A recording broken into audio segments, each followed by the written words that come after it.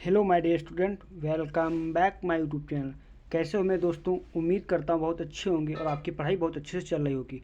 आज के इस वीडियो में हम आपके लेकर आए हूँ क्लास 10th सामाजिक विज्ञान का वायरल क्वेश्चन पेपर। यदि आप क्लास 10th में और 2025 की परीक्षा देने जा रहे हो तो यह वीडियो आपके लिए बहुत ही इंपॉर्टेंट होने वाला है, क्योंकि मैं एक वायरल क्वेश्चन पेपर लेकर आया हूँ जो बोर्ड एग्जाम की दृष्टि से बहुत ही इंपॉर्टेंट होने वाला है। चलो वीडियो को शुरू करते हैं। फुल सोल्यूशन लेकर आया हूँ।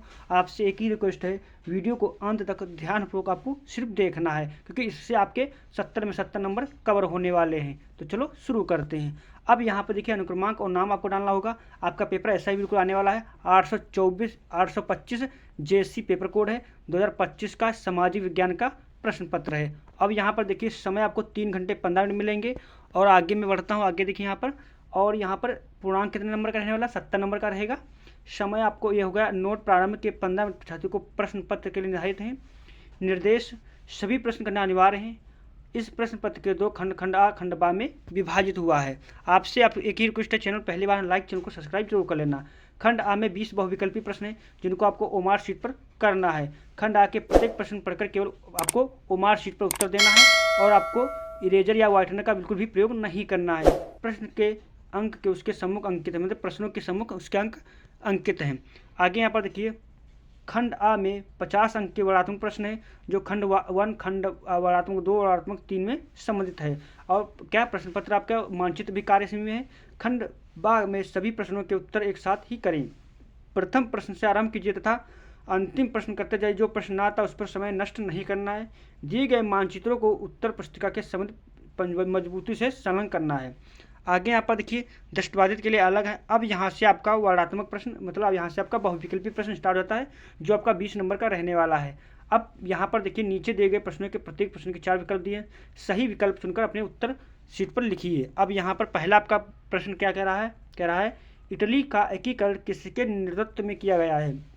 जिसपे गेरिबाल्डी द्वारा, ऑटो वन बिस्मार्क, नेपोलियन द्वारा या विलियम प्रथम द्वारा। तो इसका राइट आंसर ऑप्शन क्या हो जाएगा? तो इसका right answer option number A वाला हो जाएगा, जिसपे गेरिबाल्डी। अगला प्रश्न संख्या आपका दूसरा के बढ़ता हूँ। दूसरा प्रश्न कह रहा कि रोलट एक्ट कब पारित हुआ?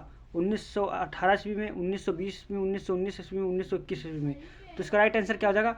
रोलट एक्ट कब पारित किया गया? इसका right answer option number B वाला हो जाएगा, 1919 ईस्वी में पारित हुआ। आपको चैनल पहली बार लाइक और सब्सक्राइब जरूर कर लेना। प्रश्न तीसरा कह रहा है कि अंतर्राष्ट्रीय मानवाधिकार दिवस कब मनाया जाता है?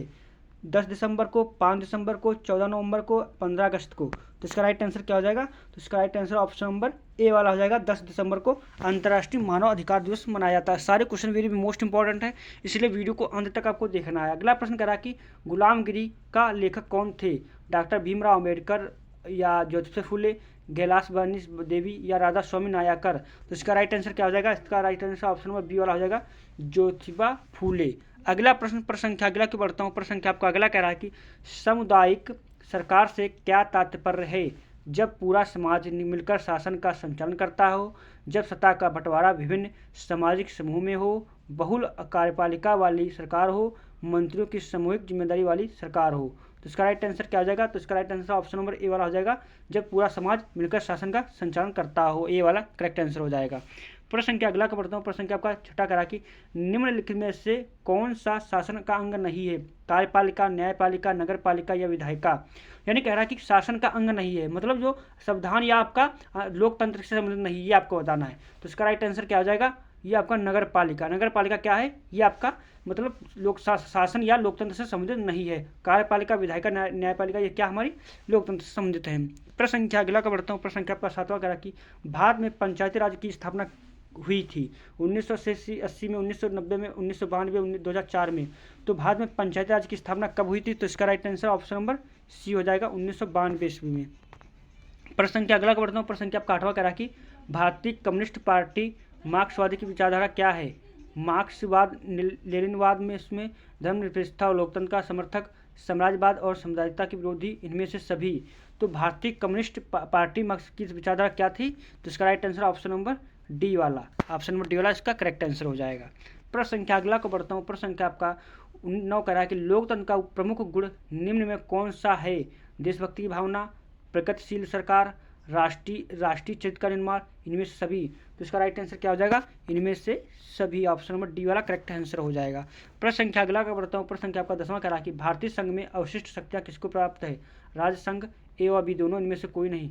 तो इसका राइट आंसर क्या हो जाएगा, तो इसका right answer option number C हो जाएगा, राज्य और संघ भारतीय संघ में अवशिष्ट शक्तियों को प्राप्त हुई हैं। प्रश्न संख्या अगला को बढ़ता हूँ। प्रश्न संख्या आपका 11 कह रहा है कि पंजाब में भूमि निम्नीकरण का निम्नलिखित में मुख्य कारण क्या है, गहन खेती, वनों उन्मूलन, अधिक सिंचाई, इनमें से सभी। तो पंजाब में भूमि निम्नीकरण का मुख्य कारण क्या है, अधिक सिंचाई। ऑप्शन नंबर सी वाला करेक्ट आंसर हो जाएगा। प्रश्न संख्या अगला को बढ़ता हूँ। प्रश्न संख्या 12 कह रहा कि निम्न में कौन सा संरक्षण अधिक तरीका समुदाय की सीधी भागीदारी नहीं करता है, वन प्रबंधन, बीच बचाओ आंदोलन, चिपको आंदोलन, वन्य जीव पशु विहार का परिसीमन। तो इसका राइट आंसर क्या हो जाएगा, ऑप्शन नंबर डी हो जाएगा, वन्य जीव पशु विहार का परिसीमन, जो हमारे संरक्षित समुदाय की सीधी भागीदारी नहीं करता है। ऑप्शन नंबर डी वाला राइट हो जाएगा। प्रश्न संख्या अगला की ओर बढ़ता हूँ। प्रश्न संख्या आपका अगला कह रहा है कि निम्न में कौन सी एक फलीदार फसल है, दाल है, ज्वार है, मोटे अनाज है, चावल है। तो फलीदार फसल कौन है, ऑप्शन नंबर ए वाला हो जाएगा, दाल है। ऑप्शन नंबर ए वाला इसका राइट आंसर हो जाएगा। कमेंट में आपको बताना है 20 में कितने आप सही कर पाए हो। अगला प्रश्न का अगला कह रहा है कि निम्न में कौन सी शब्दावली या अधिक देशों के बीच व्यापार को दर्शाती है, आंतरिक व्यापार, बाहरी व्यापार, अंतर्राष्ट्रीय व्यापार या स्थानीय व्यापार। तो इसका राइट आंसर क्या हो जाएगा, दो देशों के बीच क्या होता है, अंतर्राष्ट्रीय व्यापार बोलते हैं। क्या बोलते हैं, अंतर्राष्ट्रीय व्यापार। ऑप्शन नंबर सी वाला राइट आंसर हो जाएगा। प्रश्न संख्या अगला के बढ़ता हूँ। प्रश्न संख्या आपका अगला कह रहा है कि पृथ्वी सम्मेलन का आयोजन कब हुआ, 1991, 1992, 1993, 1989 में। तो इसका right answer option number B वाला हो जाएगा, 1992 ईस्वी में लागू हुआ। प्रश्न संख्या अगला का बढ़ता हूँ। प्रश्न संख्या 16 कह कि एक देश का अधिकांशता प्राकृतिक प्रक्रिया से उत्पादन क्षेत्र की गतिविधि है, प्राथमिक, द्वितीयक, तृतीयक, सूचना प्रौद्योगिकी। तो इसका राइट आंसर क्या हो जाएगा, प्राथमिक। एक देश का अधिकांशता प्राकृतिक प्रक्रिया से उत्पन्न क्षेत्र की गतिविधि प्राथमिक क्षेत्र में आती है, जैसे कृषि, यह हमारी प्राथमिक क्षेत्र में आती है। प्रश्न संख्या 17 करा कि स्वयं सहायता समूह बचत और ऋण संबंधी अधिकतर निर्णय लिए जाते हैं बैंकों द्वारा, गैर संस्कृत द्वारा, संसदों द्वारा, इनमें से कोई नहीं। इसका राइट आंसर क्या हो जाएगा, तो इसका right answer option number C वाला हो जाएगा, सदस्यों द्वारा स्वयं सहायता समूह से बचत ली जाती है। प्रश्न संख्या अगला कर रहा है कि 18वां कह रहा है वैश्वीकरण ने जीवन स्तर के सुधार में सहायता पहुंचाई है, सभी लोगों को, विकसित देशों के लोगों को, विकासशील देशों के श्रमिकों को, इनमें से कोई नहीं। तो वैश्वीकरण ने अब जीवन स्तर के सुधार में सहायता पहुंचाई है। तो इसका राइट आंसर क्या हो जाएगा, तो इसका right answer option number A वाला हो जाएगा, सभी के लिए। प्रश्न संख्या 19वां कह रहा कि भारत में उदारीकरण की प्रक्रिया शुरुआत कब हुई थी, 1981 ईस्वी में, 1991, 1971, 2001 में। तो इसका राइट आंसर क्या हो जाएगा, ऑप्शन नंबर बी वाला हो जाएगा, 1991 ईस्वी में भारत में उदारीकरण की प्रक्रिया को शुरुआत किया गया था।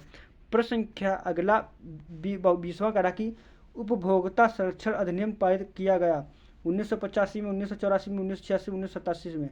तो उपभोक्ता संरक्षण अधिनियम पारित किया गया, कब किया गया, तो इसका right answer option number C वाला हो जाएगा, 1986 में। अब आपने 20 में बहुविकल्पी में कितने आप सही कर पाए, कमेंट में इसका उत्तर देना ताकि मैं जान सकूँ आपकी कितनी अच्छी तैयारी हो चुकी है। अब यहाँ से आपका वर्णात्मक प्रश्न 50 नंबर का स्टार्ट हो गया है। जितने भी क्वेश्चन मैं बताऊंगा उनको आपको कॉपी पर नोट कर लेना और उनको तैयार कर लेना, या आपको अपनी कॉपी में टिक लगा लेना है, पहले नोट करके टिक लगा लेना। बहुत ही इंपॉर्टेंट और वायरल क्वेश्चन हैं। देखिए, निम्न में प्रश्नों के उत्तर प्रत्येक लगभग 80 शब्दों में दीजिए। फ्रांस की क्रांति 4 कारण लिखिए, मतलब फ्रांस की क्रांति के 4 कारण क्या थे।